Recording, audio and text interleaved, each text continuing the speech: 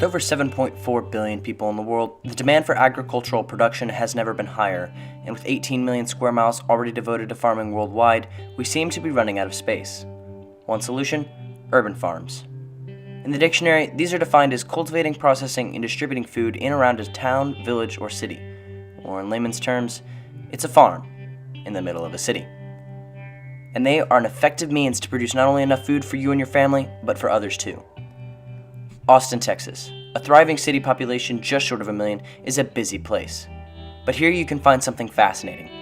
House Bar Farms, run by Dorsey Barger, is a sustainable urban farm that grows, produces, and raises small livestock, conducts culinary classes and gardening workshops, is available for events, and even offers day camps for children. She and Hossman moved a 780-foot square cottage onto the land and renovated it while developing the farm.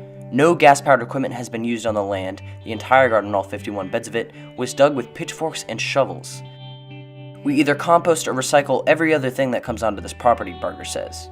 That includes the staples, the lint that comes out of the dryer, the dirt from the vacuum cleaner, the household bills that are shredded, and they are used to line the hens' nesting boxes. They make all of their own grown fertilizer by composting their hens' waste mixed with dry leaves.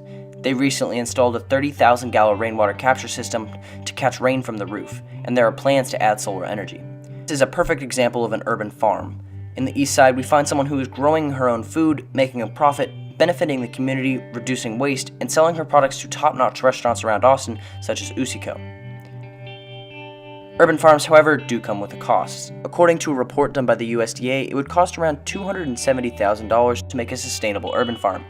You have to account for things such as a washback station, greenhouse structures and high tunnels, coolers, environmental assessments, outdoor storage land acquisition, community shade shelter, rezoning costs, liability insurance, tools and growing supplies, utility costs, water and electricity, remediation costs, preparation, signage, fencing, contamination remediation, water connection, soil, wood chips, and labor costs, just to name a few.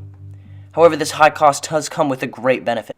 It is expected that by 2020, 85% of the poor in Latin America and about 45% of the poor in Africa and Asia will be concentrated into towns and cities. Most cities in developing countries already have great difficulties to cope with the development and are unable to create sufficient formal employment opportunities for the poor.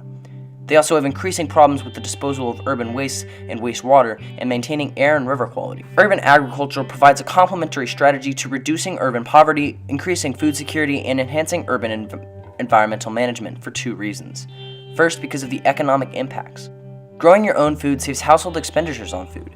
Poor people in poor countries generally spend a substantial part of their income, 50 to 70%, on food. Growing the relatively inexpensive vegetables therefore saves money as well as bartering of produce. Selling the produce brings in cash that can help save money.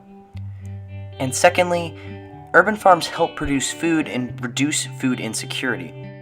The contribution of urban agriculture to food security and health nutrition is probably its most important asset. Food production in the city is in many cases a response of the poor to inadequate, unreliable, and irregular access to food, as well as the lack of purchasing power. Most cities in developing countries are not able to generate sufficient income opportunities for the rapid growing population. The World Bank estimates that approximately 50% of the poor live in urban areas. In an urban setting, lack of income translates more directly into a lack of food than in a rural setting. The cost in supplying of distributing food from rural areas to urban areas or to import food from the cities is rising continuously, and it is expected that urban food insecurity will increase. These two go hand in hand as farmers can grow themselves, providing themselves food security and eating it or selling it to make sure that their family has enough money to keep a roof over their head. Because food for everyone is insecure, and that because there are massive spikes in human population and urbanization, we must promote the knowledge of, the usage of, and the information of urban farms.